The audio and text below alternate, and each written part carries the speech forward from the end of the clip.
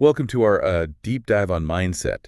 You shared a bunch of excerpts from Carol Dweck's Mindset, The New Psychology of Success. Yeah.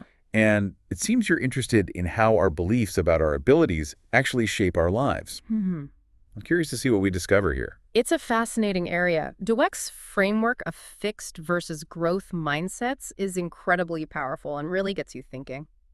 I've heard those terms before, but to be honest, I'm a little fuzzy on the details. Could you remind me about the differences between the two? Of course, in a fixed mindset, you believe your qualities, intelligence, talent, whatever, are basically set in stone. You're either born smart or not. Okay. But with a growth mindset, you believe these qualities can be developed through effort and learning. It's not about where you start, it's about where you can go. Okay, that makes sense. So it's like some people see their abilities as a finished product, while others see them as a work in progress. Exactly. And even though it sounds simple, this difference has a huge impact on how we deal with challenges, setbacks, how we learn, and even how we connect with others. Dweck uses some really interesting examples to illustrate these mindsets. She talks about Lee Iacocca, the former Chrysler CEO, who seemed to fall prey to what she calls CEO disease. Yeah. I think we all know a few of those folks. He had amazing success early on, but then seemed to get stuck. He kept releasing outdated car models even though they weren't selling. He was so afraid of failure that he couldn't adapt. That's interesting. So CEO disease is basically a fixed mindset in action, right? Hmm? What are some of the warning signs for the rest of us who may not be CEOs? That's a great question. Some signs are being overly focused on looking smart, being defensive about feedback, and avoiding anything that might expose weaknesses. Essentially, it's being so focused on maintaining an image of success that you stop taking risks or learning. It's like you're so busy proving yourself that you forget to keep growing. So how do we avoid falling into that trap? A big part is recognizing those fixed mindset triggers within ourselves. Are we dismissing feedback or avoiding challenges because we're afraid to look bad? By being aware of those tendencies, we can start to choose a growth mindset instead. Dweck contrasts those examples with stories like Darwin Smith, who became CEO of Kimberly-Clark. When asked about leading a company he wasn't initially qualified for, he said, "I never stopped trying to be qualified for the job." He didn't let his ego get in the way of constantly learning and growing. That's a perfect example of a growth mindset in action. He didn't see his role as being the smartest person in the room, but rather as fostering a culture of continuous learning and improvement. That's such a different approach, Yeah. and it obviously worked for him. Yeah. She also talks about incredibly talented people who still had growth mindsets, like Michael Jordan, who was known for his crazy work ethic despite being naturally gifted. It's amazing how he never took his talent for granted. Jordan's dedication shows us that talent is just the starting point. It's the commitment, the perseverance, the embrace of challenges that truly elevate you. A growth mindset is about reaching your full potential, whatever that looks like for you. So even Michael Jordan had room to grow. That's kind of reassuring. But what about the rest of us who aren't born with those kinds of talents? How do we develop a growth mindset, especially in kids? Dweck's research on praise really highlights this. She describes a study where children were given puzzles. Some were praised for their intelligence. Wow, you're so smart. Right. And others were praised for their effort. You worked really hard on that. The results were pretty surprising. Oh, I bet this is where the kids praised for being smart got all cocky and stopped trying. Actually, the opposite happened. They became afraid of taking risks because they didn't want to lose that smart label. Their performance actually declined over time. Wow, that's not what I expected at all. What happened to the kids who were praised for their effort? They embraced challenges and kept getting better. They didn't see setbacks as failures, but as chances to learn and grow. So the way we praise kids can actually impact how they view their own abilities. It's making me think back to how I was praised growing up. It's powerful stuff, focusing on effort and the process of learning rather than just outcomes or innate abilities seems to be key. This helps develop the resilience and perseverance kids need to succeed in the long run, and really that's valuable for adults too. Absolutely. Yeah. Dweck also argues that these mindsets affect our adult relationships and not always for the better. That's right. She shares some compelling stories about relationships where fixed mindset thinking caused major problems, like Penelope, who constantly ended relationships over minor flaws. She was so focused on finding the perfect partner rather than seeing relationships as a chance to grow and learn together. I can see how that would get exhausting, always searching for someone to complete you, rather than working on things together. It highlights a big difference between the two mindsets. With a fixed mindset in relationships, you're looking for someone to reflect your own brilliance, but with a growth mindset, you're focused on understanding, communicating, and working through challenges as partners. So it's less about finding the perfect person and more about becoming better together. Exactly. Dweck also tells the story of Brenda and Jack, a couple whose fixed mindset thinking led to a huge communication breakdown. Brenda was sharing a story, and Jack, trying to be polite, hid his boredom. Oh no, I can see where this is going. It's Yeah. all about to blow up. Right. Brenda sensed his real feelings and launched into another long story trying to be more entertaining. It spiraled into a blame game. Jack is selfish, Brenda's boring. They were judging each other's personalities instead of recognizing the real issue, which was poor communication. And because they saw the problem as fixed traits, they couldn't see any way to fix it. So how does a growth mindset help couples communicate better? With a growth mindset, couples are more likely to see these situations as opportunities for growth. They're more open to feedback and willing to work on their communication skills together. They understand that no one is perfect and that relationships require effort and understanding. That makes a lot of sense.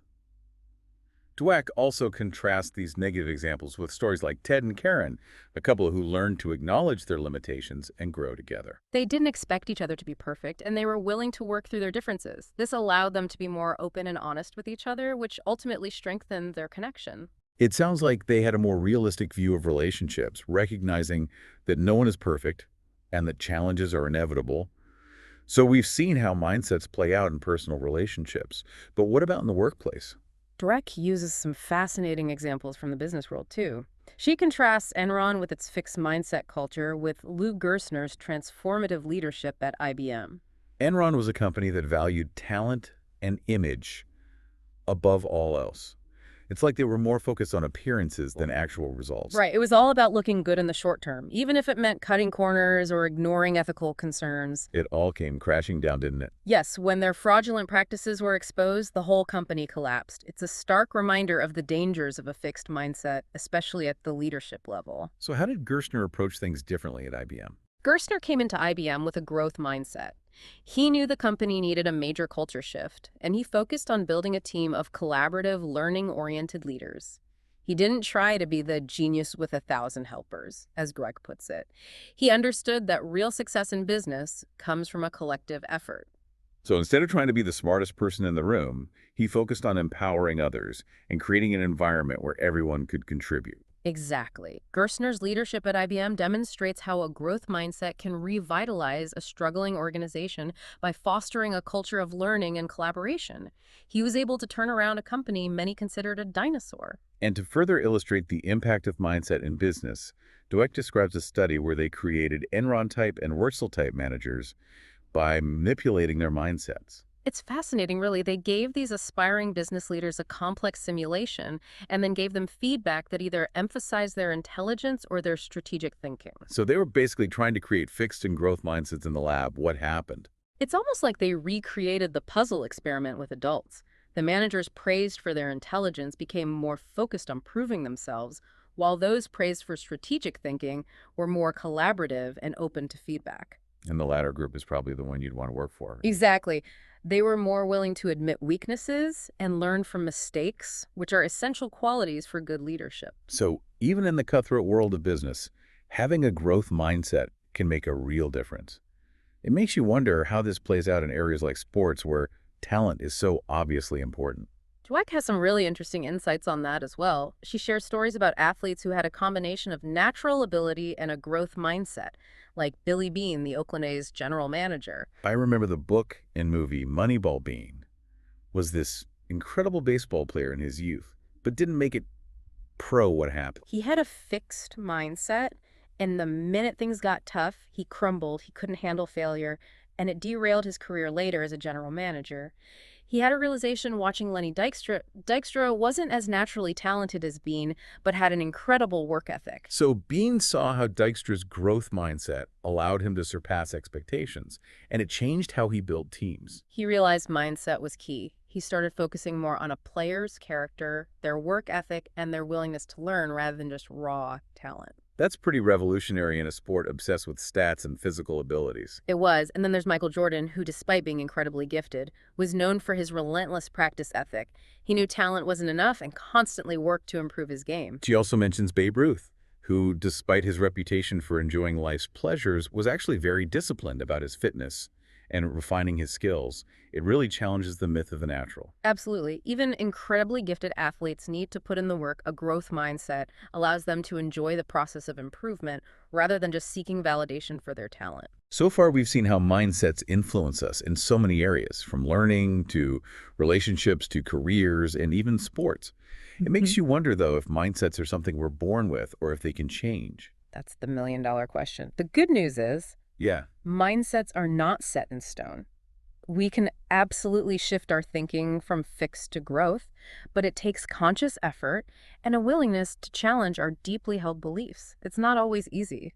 So it's possible, but not necessarily a walk in the park. Right. Dweck mentions a story about a graduate student whose mindset totally shifted after receiving harsh criticism on her research paper. Yes. Initially, she was crushed, ready to give up, but then something clicked. She realized she had a choice. She could either dwell on the negative and see the criticism as proof she wasn't good enough, Right. or use it as fuel to improve. That's a powerful realization. So she chose to use it as an opportunity to grow. Exactly. She embraced the feedback and ended up achieving great success in her field. It really highlights the importance of awareness. Once we recognize our fixed mindset triggers, like getting defensive about feedback, we can start to choose a different path. That makes sense. But Dweck also says changing your mindset isn't a one-time event, right? It's something you have to keep working on. Absolutely. It's an ongoing process that requires vigilance and effort. She suggests creating concrete plans focused on growth. Okay. Instead of saying, I'm terrible at math, you could say, I'm going to work on improving my math skills. Yeah. Then you create a plan to do just that. So it's about shifting your self-talk from negative judgments to positive action. Precisely. It's not just about what we say to ourselves, but also what we do. Developing habits that support a growth mindset is crucial, like Yeah. actively seeking out challenges or being open to feedback, even if it's uncomfortable. It's about creating a lifestyle that prioritizes growth and learning. Mhm. So it's like instead of resting on your laurels, you're always pushing yourself to learn something new or get better at something. Exactly. It's a continuous journey of challenging yourself to think differently, to see setbacks as learning experiences, and to always strive for progress. We've talked about changing our own mindsets, but how do we help cultivate a growth mindset in others, like children? Are there specific strategies we could use? One of the most important things is to focus on effort and learning, rather than just talent or intelligence. Instead of saying, you're so smart, you might say, I love how hard you worked on that, or you really stuck with it even when it got tough. So it's about praising the process, not just the end result. Exactly. And this applies to dealing with setbacks too. Instead of letting kids dwell on mistakes, help them see those as opportunities for growth. Yeah, Ask, what did you learn from this? yeah. Or what could you do differently next time? That's such a better way to frame it than just focusing on the failure. What about setting a good example? Does that matter? Absolutely. Modeling a growth mindset ourselves is one of the most powerful things we can do. Children pick up on our attitudes and behaviors. So if they see us embracing challenges, working hard, and learning from our mistakes, they're more likely to adopt those attitudes themselves. So it's about creating a culture of growth, not just telling them what to do. Exactly. It's about making growth a part of everyday life. Dweck talks about a technique called the growth mindset step, where families structure dinner conversations around learning and effort instead of, how was your day? They ask things like, what's one thing you learned today? Or what's a mistake you made that taught you something? That's such a simple but clever idea. It normalizes the idea that learning is an ongoing process, not just something you do in school. Right. It's about making it a natural part of life. Now you might be thinking, if a growth mindset is so beneficial, could there ever be a downside? That's an interesting question. I mean, it sounds like a win-win situation. What could possibly be bad about encouraging growth and learning? It might seem counterintuitive, but Dweck points out situations where a growth mindset might actually lead to people being less helpful or compassionate. That's surprising. I would think that people focused on growth would be more inclined to help others. She describes a study where participants were asked to donate to a charity for children in poverty. Those primed with a growth mindset were actually less likely to donate than those with a fixed mindset. That's really interesting. Why would that be? It seems that believing poverty is caused by circumstances, a lack of opportunity, Hmm. makes people feel more compassionate, but when they believe it's a result of personal failings, they feel less sympathy. So in a way, they were blaming the victims for their situation. Exactly. It's a reminder that even seemingly positive beliefs can have unintended consequences depending on the context. It's always good to be aware of that. That's a really important point. It makes you realize that even with something like mindset, there are nuances and complexities to consider. Absolutely. And speaking of complex situations, Dweck talks about how fixed mindsets can contribute to something we see all too often, bullying. I can see how that would be the case. Bullies often seem to think they need to put others down to feel better about themselves. Right. Bullies often have a fixed mindset about social status. They believe there's only so much popularity or power to go around, so Yeah. they feel the need to tear others down to elevate themselves. It's like that zero-sum game mentality we talked about earlier. Exactly. They see others' success as a threat, so they resort to sabotage or making others feel inferior. It's heartbreaking to think about the impact this has on victims of bullying. Yeah. Dweck shares some really sad stories about kids who were targeted for being different. The truly devastating part is that these kids often internalize the bully's messages, developing fixed mindsets about themselves. They start to believe they're not good enough or destined to be outcasts. That's just awful. Yeah. What can we do to help these kids? Dweck argues one of the most effective ways to combat bullying is to promote a growth mindset in schools and communities. Well, When children are taught that everyone has potential, that mistakes are opportunities to learn, and that differences are to be celebrated, they're less likely to bully. that makes sense. If you see everyone is capable of growth, you're less likely to feel threatened by their success. It's about creating a culture of respect, empathy, and inclusion where everyone feels valued. Yeah, It's also crucial to teach kids how to respond to bullying effectively. I bet that can be really hard, especially if you're feeling scared and insecure. It is, but it's about helping them develop assertive communication skills and learning to set boundaries. It's also crucial to remind them they're not alone and that there are people who care and want to help. What about parents and teachers? What role can they play in helping kids who are being bullied? It's essential to take bullying seriously and offer support.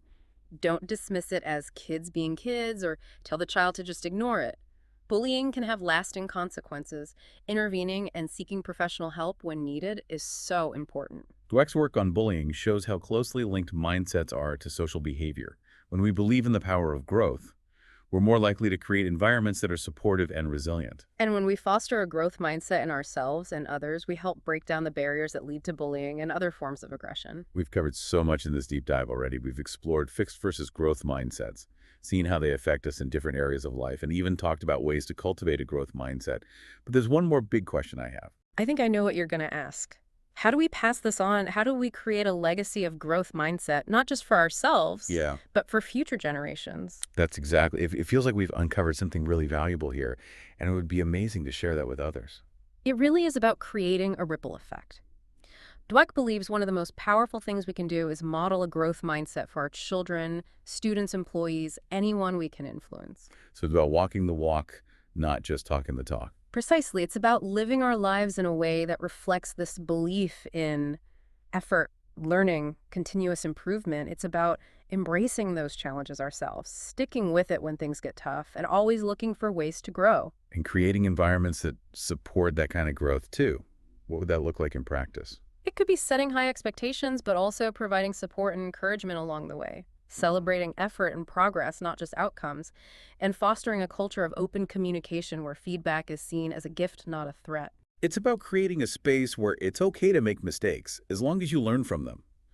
Dweck tells a really inspiring story about Marva Collins, a teacher who created a school for underprivileged kids in Chicago. Yeah, she had this unwavering belief in her students' potential. She created an environment where they were challenged but also supported, and they ended up achieving amazing things. They went on to graduate from top universities and lead successful lives. It's amazing how one person's belief in the power of growth can have such a ripple effect. It's a testament to the transformative power of a growth mindset. And it's not limited to formal education. Parents, coaches, mentors, anyone in a position of influence can play a role in fostering a growth mindset in others. You mentioned earlier that Dweck suggests praising effort and learning rather than just talent. It seems like a subtle shift in language, but it can make a big difference in how kids view themselves and their abilities. It really can, and don't underestimate the power of simply modeling a growth mindset yourself. Whether it's tackling a new project at work, learning a new skill, or just admitting when you've made a mistake and being open to learning from it, your actions speak volumes. So it's not about being perfect. It's about showing that you're always trying to improve and learn. Exactly. It's about creating that ripple effect of growth, where One person's belief in effort and learning inspires others to do the same, and that can ultimately lead to a more just and equitable world. Now that you mention it, Dweck does talk about how fixed mindsets can actually perpetuate inequality. That's right. When people believe that intelligence or talent is fixed, they're more likely to judge others based on their perceived abilities instead of seeing their potential. This leads to harmful stereotypes and biases that limit opportunities for certain groups. It's like saying, you're not good at math, so you shouldn't even try to be a scientist. Exactly, but with a growth mindset, we can break down those barriers. It's about seeing everyone as capable of learning and growing regardless of their background or circumstances. It creates a more level playing field where everyone has the chance to reach their full potential. And she emphasizes the importance of exposing children to different cultures and perspectives, showing them that there are many ways of being smart, many ways of being successful, and many ways of living a meaningful life helps challenge fixed mindset beliefs. It opens their minds to possibilities they might not have even considered. So we've come to the end of our deep dive, and I have to say it's been a real eye-opener learning about the difference between fixed and growth mindsets and how deeply they impact us has been fascinating. It's been a pleasure exploring this with you. The key takeaway is this: we have the power to choose our mindset. We can choose to believe our abilities are fixed, or we can choose to believe we can learn and grow. That choice makes all the difference. What I find so empowering about this is that we're not stuck with the beliefs we were raised with or the labels others might put on us. We have the power to change our thinking, which in turn can change our lives. Exactly. It's never too late to embrace a growth mindset. So as we wrap up, I'd like to leave you with a few questions to consider. That sounds like a great way to end our deep dive. What are some things our listener can reflect on? Think about what steps you can take starting today to cultivate a growth mindset in yourself and the people around you. What small changes can you make in your thoughts, words, and actions that will create that ripple effect of growth? And remember, it's not about being perfect. It's about progress, not perfection. Every step we take towards a growth mindset, no matter how small, is a step towards a more fulfilling life. Thank you for joining us on this deep dive into mindset. We hope it's inspired you to think differently about your own abilities and to embrace the power of growth.